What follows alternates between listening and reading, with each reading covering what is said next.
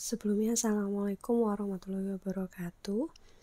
Selamat pagi anak-anak kelas 12. Ini adalah pertemuan pertama untuk pembahasan materi terkait bahasa Indonesia.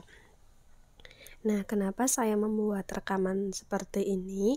Tujuannya ketika nanti pembelajaran kita sudah selesai, kalian bisa menyimpan atau memutar kembali penjelasan yang sudah saya berikan kepada kalian semuanya. Baik, di pertemuan pertama kali ini atau di pertemuan perdana kita ini nanti kita akan membahas mengenai fakta dan opini. Mungkin sudah saya jelaskan di pertemuan sebelumnya bahwa orientasi kita bertemu di kelas 12 ini, khususnya bahasa Indonesia, kita akan mengacu pada soal-soal pembahasan sukses kampus atau soal-soal UTBK, soal-soal ujian mandiri, dan lain sebagainya. Sehingga materi yang saya sampaikan ini akan berkorelasi dengan soal-soal yang nanti keluar di soal UTBK, seperti itu. Nah, langsung saja di pertemuan kali ini kita akan membahas mengenai fakta dan opini. Tentu kalian sebelum masuk kelas 12 sudah mempelajari terkait materi fakta dan opini. Nah, pertanyaannya, sudah pahamkah kalian terkait apa itu fakta dan apa itu opini? Sudah pahamkah kalian terkait bagaimana ciri fakta dan bagaimana ciri opini?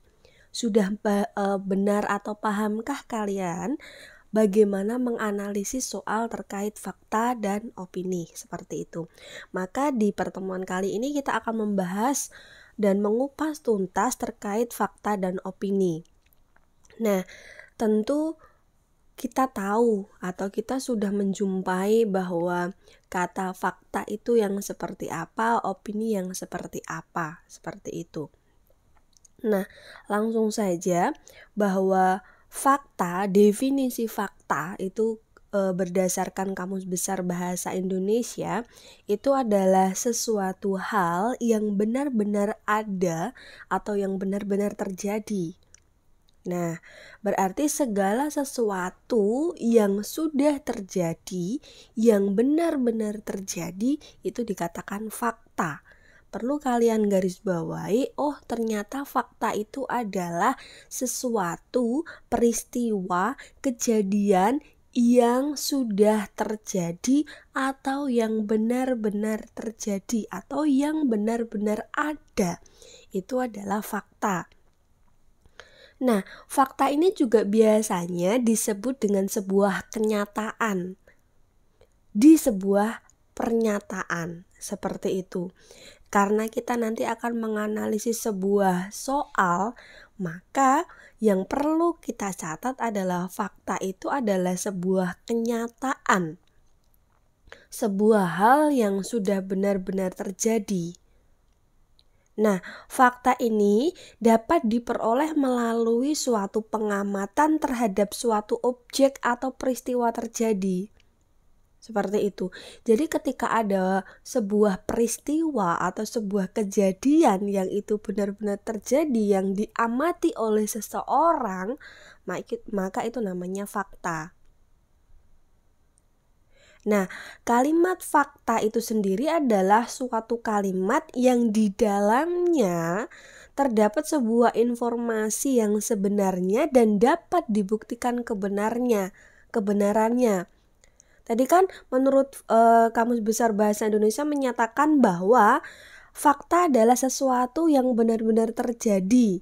Nah, kalau nanti kita diminta untuk menganalisis kalimat fakta, maka berarti kita mencari suatu kalimat yang di dalamnya adalah sebuah informasi yang benar-benar terjadi dan bisa dibuktikan kebenarannya. Seperti itu. Itu adalah definisi fakta. Nah, kemudian setelah kita paham betul, oh ternyata fakta itu adalah keadaan atau peristiwa yang benar-benar terjadi. Oh, kalau nanti kita diminta untuk mencari kalimat fakta, berarti kita diminta untuk mencari sebuah kalimat yang isinya itu berisi tentang kebenaran yang dapat dibuktikan. Itu kita sudah paham dulu apa itu pengertian fakta. Nah, setelah kita sudah memahami, kemudian menelaah dan meresapi definisi fakta, maka selanjutnya kita harus tahu dulu jenis-jenis fakta. Nah, jenis-jenis fakta itu apa saja? Seperti itu. Jenis fakta itu ada dua, yaitu fakta umum dan fakta khusus. Nah, fakta umum itu yang bagaimana? Fakta umum itu kalimat fakta umum yang mana kebenarannya itu berlaku untuk selamanya dan sepanjang masa. Nah, maksudnya yang berlaku selamanya dan sepanjang masa itu yang bagaimana? Contoh, kalimat contoh dalam sebuah kalimat itu misalkan matahari terbit dari sebelah timur dan terbenam ke sebelah barat. Nah, itu adalah sebuah peristiwa kebenaran yang memang akan terjadi sepanjang masa. Bahwa matahari itu akan selalu terbit dari timur, kemudian terbenam sebelah barat. Kecuali nanti kiamat ya, misalkan seperti itu. Nah, itu adalah fakta umum. Itu adalah contoh dari fakta umum. Contoh lagi bahwa manusia akan bernafas menggunakan paru-paru atau manusia bernafas menggunakan paru-paru, seperti itu. Nah, bahwa sepanjang masa manusia itu akan bernapas menggunakan paru-paru. Tidak akan mungkin manusia itu bernafas menggunakan insan, seperti itu. Nah, jenis kedua dari fakta itu adalah fakta khusus. Apa itu fakta khusus? Nah, kalimat fakta khusus itu adalah kalimat fakta yang kebenarannya hanya berlaku sementara atau dalam waktu atau dalam kurun waktu tertentu, seperti itu.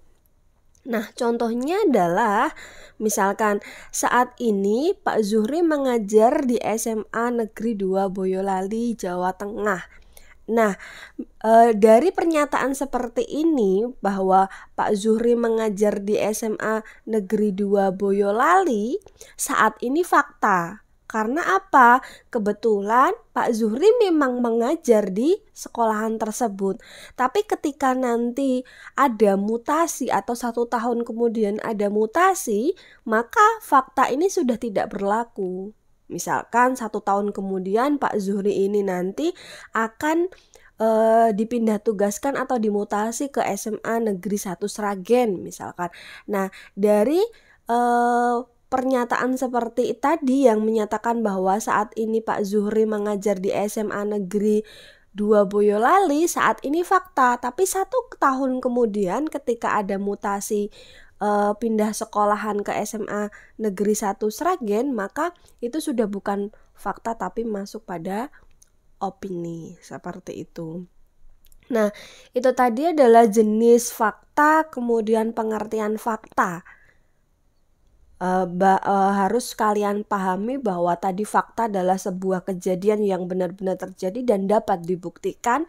Kemudian jenisnya fakta itu ada 2, yaitu fakta umum dan fakta khusus, seperti itu. Oh, kalau fakta umum ternyata adalah fakta atau sebuah kejadian yang memang selamanya akan terjadi seperti itu.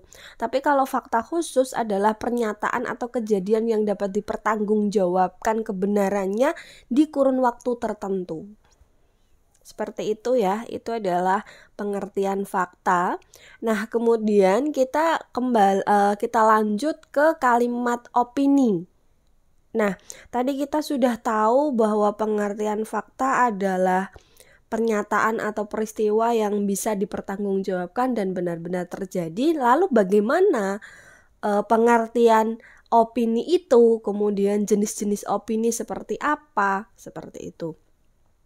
Nah, kita tahu bahwa sesuai dengan Kamus Besar Bahasa Indonesia, kalau nanti kalian bisa ngecek di Kamus Besar Bahasa Indonesia bahwa kalimat opini itu terdiri dari 3 pengertian. Ya, di dalam Kamus Besar Bahasa Indonesia itu ada 3 pengertian, yaitu terkait tentang pendapat, pikiran, dan pendirian. Pendapat seseorang, pikiran seseorang, dan pendirian seseorang.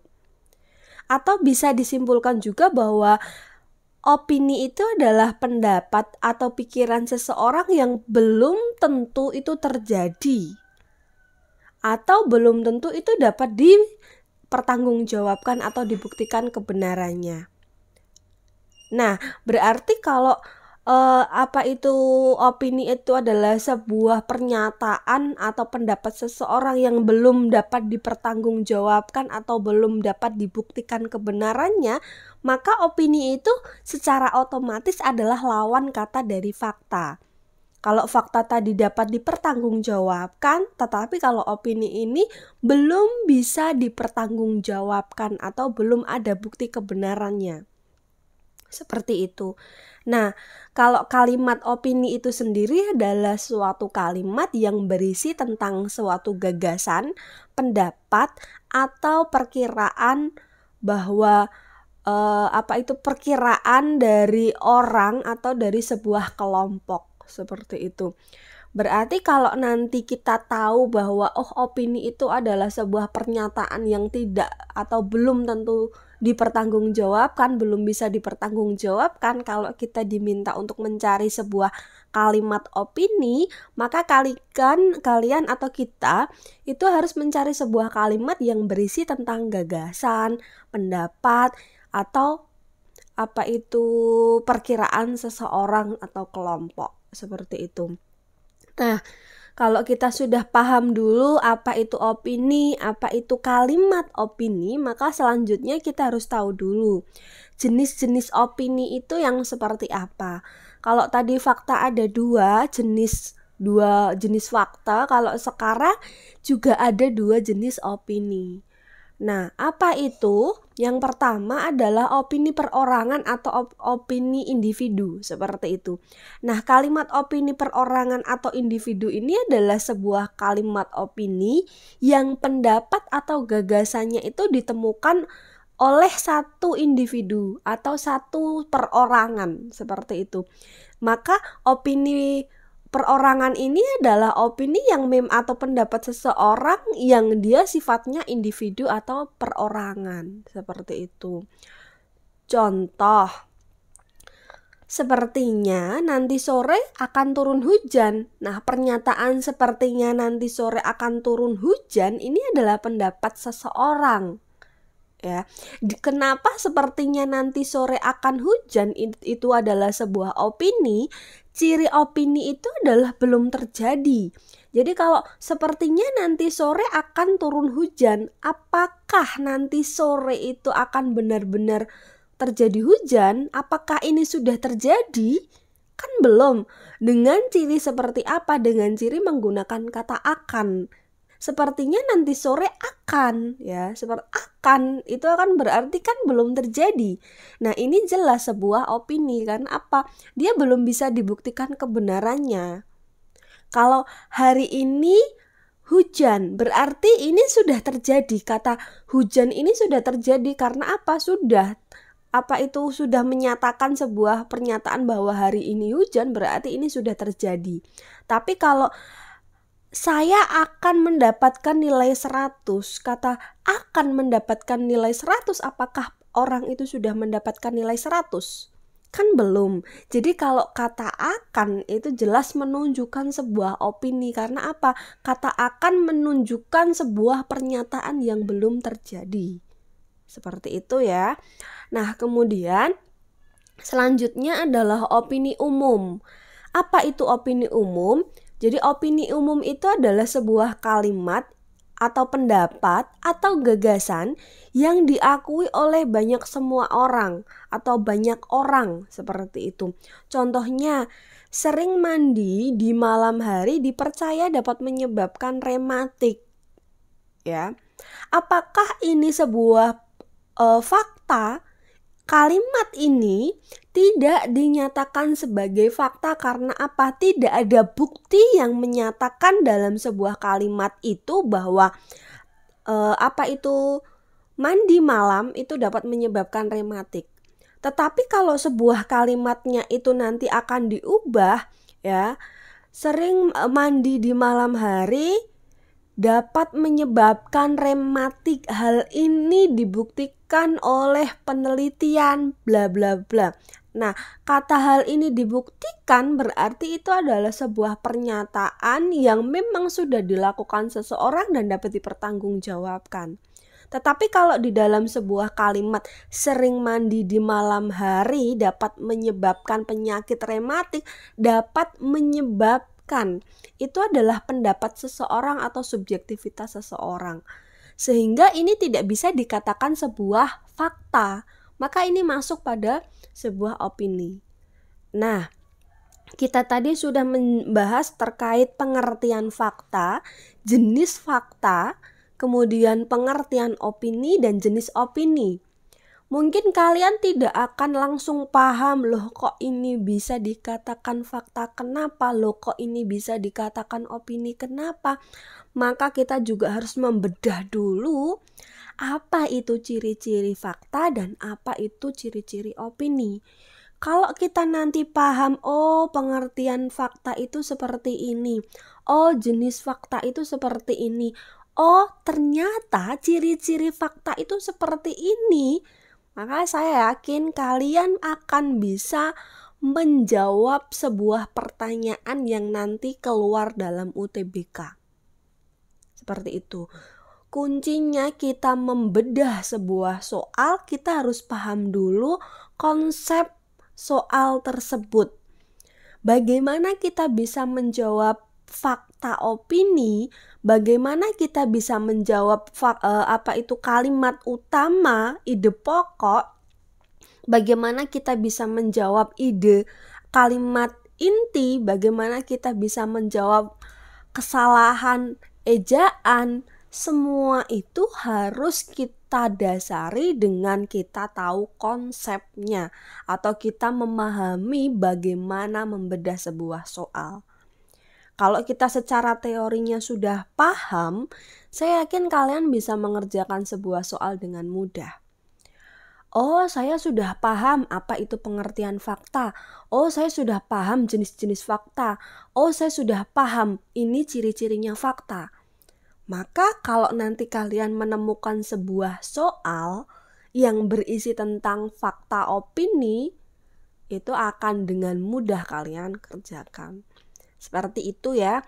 Langsung lanjut saja bahwa ciri-ciri fakta itu apa saja? Ada beberapa ciri yang perlu kalian ketahui. Nah, ciri yang pertama itu adalah kalimat tersebut dapat dibuktikan kebenarannya.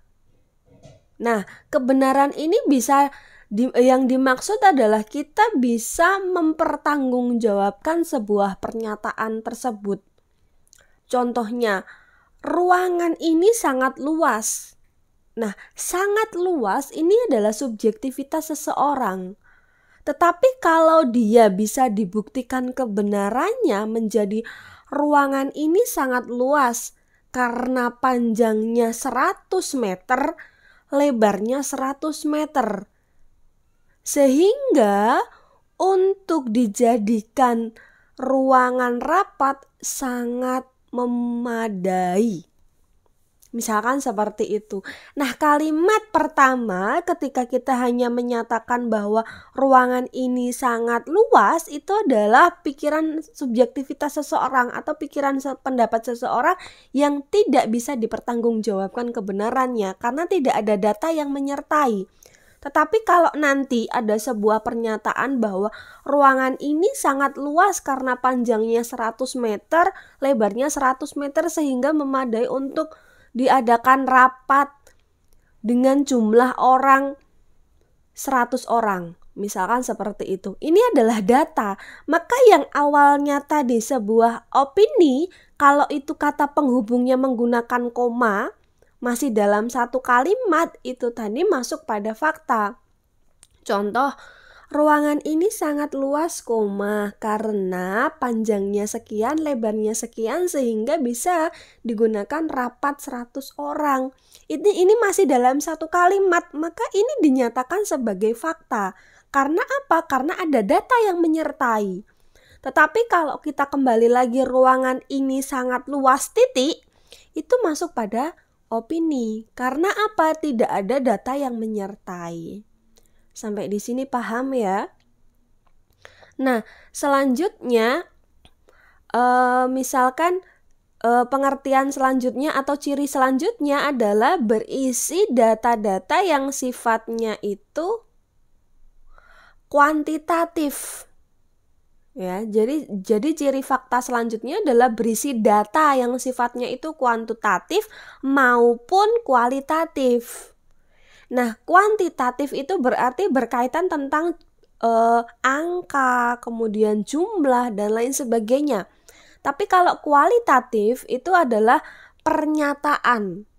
Jadi kalau data kualitatif itu biasanya berisi data pernyataan yang sifatnya bahasa, tapi kalau yang kuantitatif itu data yang berupa angka atau jumlah, seperti itu.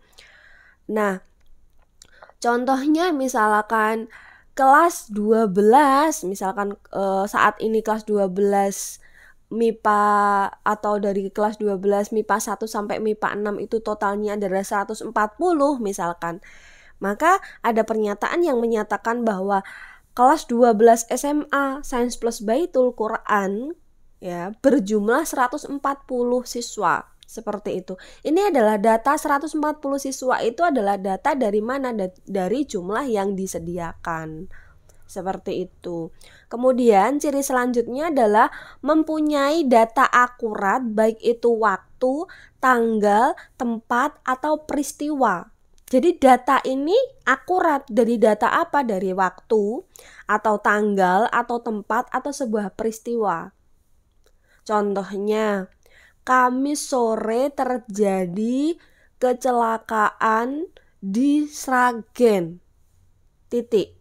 Nah, Kamis sore terjadi kecelakaan di Sragen, tidak akan mungkin seseorang akan membuat sebuah pernyataan bahwa hari Kamis ada sebuah kecelakaan di Sragen tanpa dia mencari data dulu, tidak akan mungkin.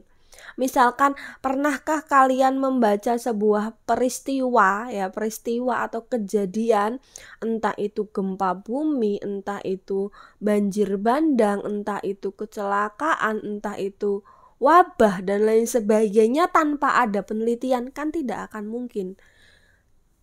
Kan tidak akan mungkin seseorang menyatakan bahwa terjadi gempa bumi di Aceh seperti itu tanpa ada data, kan tidak akan mungkin. Maka yang sifatnya dia menyertakan waktu, dia menyertakan tempat, dan dia menyertakan tanggal, ini sifatnya adalah fakta.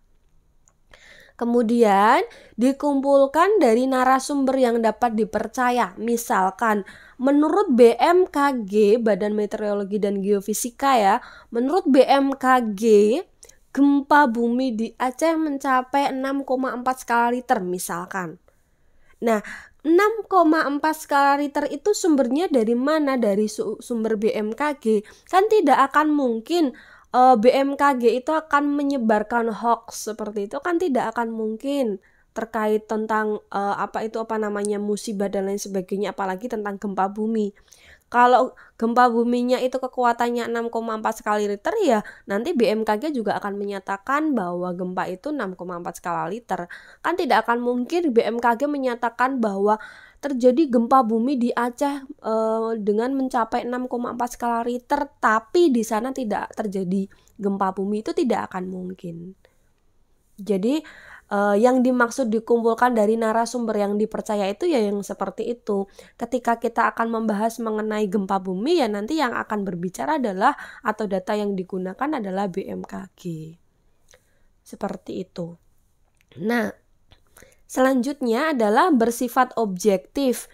Yaitu apa? Yaitu yang bersifat objektif itu adalah data yang sebenarnya atau yang bukan dibuat-buat dan dilengkapi dengan gambar atau objek. Ini sifatnya tidak menjadi ketentuan pokok harus pakai gambar objek ya. Penggambaran objek yang dimaksud bisa penggambaran secara tertulis seperti itu. Objektif dan subjektif itu yang bagaimana? Kalau subjektif, subjek itu berarti kan personal atau orang ya, jadi pelaku seperti itu. Jadi subjektivitas seseorang berarti pendapat seseorang. Tapi kalau objektif itu adalah data yang sebenarnya terjadi, objek ya. Jadi apa yang terjadi berdasarkan datanya. Seperti itu. Jadi sifatnya itu ya berdasarkan data yang dicari, bukan pendapat seseorang. Kalau subjektivitas kan berarti pendapat perorangan. Yang dicari adalah pendapat seseorang atau perorangan, sehingga akan menimbulkan pendapat yang berbeda-beda. Tetapi ketika kita mencari bersifatnya itu adalah objektif, maka yang berbicara itu adalah data, bukan pendapat seseorang. Seperti itu. Nah, selanjutnya, ciri selanjutnya adalah biasanya dapat menjawab rumusan pertanyaan 5W1H. Nah, di dalam 5W1H ini ya, apa, siapa, bagaimana, di mana, mengapa, dan kapan. Nah, ini yang masuk pada rumusan fakta itu adalah di mana. Ya kan tidak akan mungkin di mana kejadian itu terjadi terus itu sifatnya adalah opini, itu tidak akan mungkin. Karena di mana kecelakaan yang terjadi di Sragen, tidak akan mungkin kata di mana itu ini bisa diubah ke Boyolali misalkan. Kan tidak akan mungkin. Kemudian kapan kejadian itu terjadi hari Kamis, tidak akan mungkin bisa diubah ke hari yang lain. Ya. Kemudian apa yang terjadi gitu. Apa? Oh, terkait kecelakaan, oh terkait gempa bumi, ini tidak akan mungkin bisa diubah. Jadi perlu kalian catat kapan ya, di mana, apa, dan siapa. Siapa yang menjadi korban misalkan, siapa yang diberitakan, ini tidak akan mungkin bisa diubah. Maka yang masuk opini itu ada 4, yaitu di mana, kapan, siapa, dan apa. Lalu yang mengapa dan bagaimana ini adalah sifatnya adalah opini.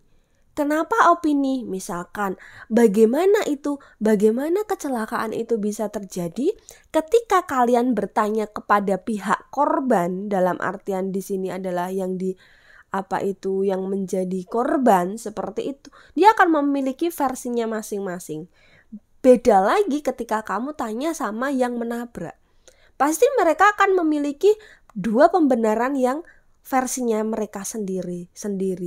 Sehingga ini kenapa bisa dimasukkan pada opini, karena ketika kita bertanya mengapa dan bagaimana kepada berbeda orang, mereka akan memiliki pandangan atau persepsi yang beda-beda atau persepsi masing-masing sesuai versinya mereka.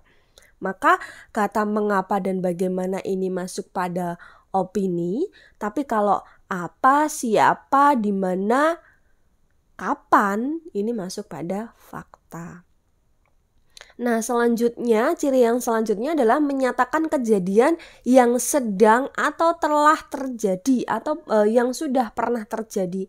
Jadi, kalau dia sedang terjadi atau sudah terjadi, ini maka masuk pada fakta.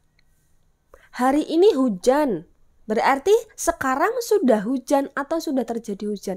Tapi kalau nanti sore akan hujan, kata akan berarti dia menunjukkan belum terjadi, maka ini adalah opini. Gitu ya. Jadi hari ini hujan, maka kata hari ini hujan itu adalah fakta, karena apa? Sudah terjadi. Tapi kalau hari ini akan hujan, maka itu opini, karena apa? Dia belum terjadi. Gitu ya. Kemudian ciri selanjutnya adalah informasi yang berasal dari kejadian yang sebenarnya. Jadi yang memang benar-benar terjadi itu yang dinyatakan fakta. Itu tadi ada 8 ciri fakta. Oh, ternyata dia bersifatnya bisa dibuktikan kebenarannya. Oh, ternyata fakta itu berisi data kuantitatif dan data kualitatif. Oh, ternyata fakta itu mempunyai data yang akurat, baik itu waktu, tanggal, dan tempat, kemudian peristiwanya. oh ternyata fakta itu dikumpulkan dari narasumber yang dipercaya, dan ternyata fakta itu bersifat objektif, dan ternyata biasanya menjawab rumusan 5W1H, kemudian menyatakan sebuah kejadian yang sudah terjadi dan informasinya ternyata sudah benar-benar terjadi atau informasinya benar-benar terjadi, seperti itu. Itu adalah ciri dari fakta. Nah, selanjutnya kita harus tahu dulu lagi terkait ciri-ciri kalimat opini. Nah, kalimat opini itu apa cirinya? Seperti itu. Yang pertama, tidak dapat dibuktikan kebenarannya. Maksudnya yang seperti apa? Misalkan, menurut saya ruangan ini sangat luas, tapi tidak ada data yang menyertai. Maka ini masuk pada opini. Karena apa? Tidak dapat dibuktikan kenapa ruangan ini dikatakan luas, kenapa ruangan ini dikatakan sempit. Ruangan ini sangat luas, ruangan ini sangat sempit. Orang itu sangat pintar, orang itu sangat teliti. Tidak ada tolak ukur yang mengukur bahwa si pendapatnya seseorang ini dapat dipertanggungjawabkan. Tapi kalau pendapat yang disertai data dalam satu kalimat, maka itu masuk pada fakta. Yang tadi contohnya adalah ruangan ini sangat luas, panjangnya 100 meter, lebarnya 100 meter sehingga dapat digunakan untuk 100 orang. Nah, ini adalah fakta karena apa? Disertai dengan data. Tapi kalau dia hanya bersifat subjektivitas atau pendapat yang tidak dapat diukur kebenarannya, maka itu adalah opini. Nah, nomor 2 tadi adalah, atau nomor 2 selanjutnya adalah bersifat subjektif dan biasanya disertai dengan pendapat, saran, uraian yang menjelaskan. Nah, subjektif tadi adalah pendapat seseorang, jadi perorangan, si A, si B, si C, si D, atau contoh saja si pelaku dan si korban. Ketika kalian bertanya kepada pelaku dan ketika kalian bertanya kepada si korban, dia akan memiliki persepsi yang beda-beda sesuai dengan pendapatnya, sesuai dengan uraiannya, versinya masing-masing. Maka ini adalah berkaitan tentang mengapa dan bagaimana dalam sebuah berita. Gitu. Nomor 3 yaitu tidak memiliki narasumber. Kita tidak tahu pendapat itu dari mana. Misalkan tadi yang contoh tadi adalah untuk mandi malam atau sering mandi malam itu akan menyebabkan rematik. Kita tidak tahu siapa yang menyatakan itu gitu. Tapi kalau berdasarkan penelitian yang dilakukan oleh si XXXX menyatakan bahwa mandi malam menyebabkan rematik. Ini adalah fakta. Karena apa? Ada data atau ada sumber yang menyatakan.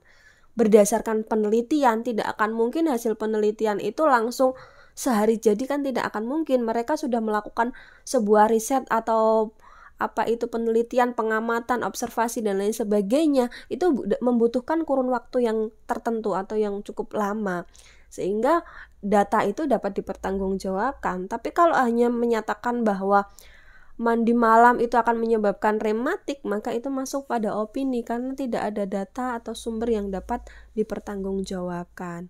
Kemudian berisi pendapat terkait sebuah peristiwa yang terjadi. Jadi pendapat peristiwa yang terjadi tapi tidak ada data yang digunakan. Oh, banjirnya sangat parah. Kata parah ini tidak ada tolak ukur, pendapat yang tidak bisa dipertanggungjawabkan, seperti itu. Kemudian yang kelima adalah menunjukkan peristiwa yang belum pasti terjadi atau belum benar-benar terjadi. Tadi, saya pasti mendapatkan nilai 100. Saya pasti mendapatkan nilai 100 itu dia belum mendapatkan nilai 100. Kalau nilai ulangan harian saya adalah 100, berarti dia sudah mendapatkan nilai hariannya 100. Ini fakta. Tapi kalau hari ini pasti saya akan mendapatkan nilai 100. Apakah pasti itu sudah terjadi? Belum. Dia hanya meyakini bahwa dia akan mendapatkan nilai 100, tapi pada kenyataannya dia belum mendapatkan nilai 100. Seperti itu. Kemudian dia merupakan pikiran atau pendapat seseorang. Jadi subjektif tadi ya, yang sifatnya subjektif seperti itu. Kemudian Selanjutnya adalah informasi yang disampaikan itu belum ada bukti, tidak ada data yang menyertai gitu.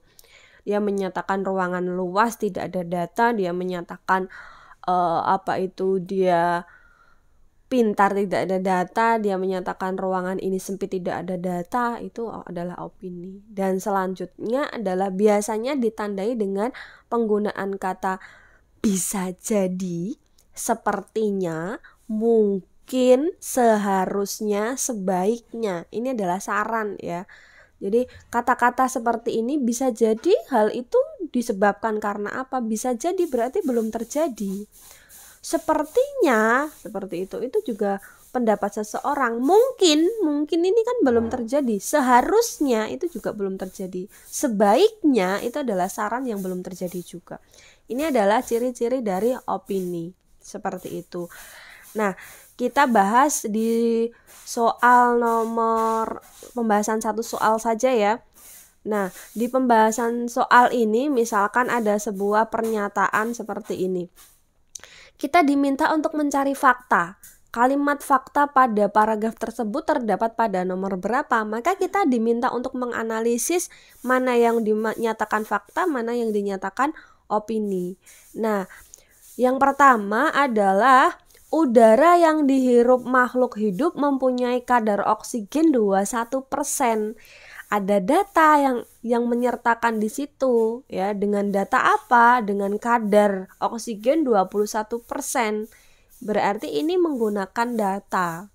Terus selanjutnya kadar tersebut harus tetap terpelihara. Harus tetap, ini tidak menyatakan sebuah kejadian yang sudah terjadi, tapi berupa saran. Kadar tersebut harus tetap terpelihara. Maka pernyataan ini masih pada opini karena apa? Belum terjadi. Nomor 3, namun setiap tahun dunia industri akan menghabiskan kira-kira 41% oksigen untuk menggerakkan roda perindustrian. Nah, ada data di situ. Kira-kira 41% oksigen ini adalah data. Tapi sebelum kata itu menggunakan kata akan yang menunjukkan dia belum terjadi, maka ini akan terpatahkan. Kata tersebut bisa masuk pada opini seperti itu. Namun setiap tahun dunia industri akan menghabiskan, kata akan berarti belum terjadi. Maka ini masuk pada opini. Nomor 4, kalau dituliskan dalam bilangan nyata ya. Kalau dituliskan dalam bilangan nyata, oksigen dihabiskan oleh industri kurang lebih 400 ton. Ini pakai data lagi.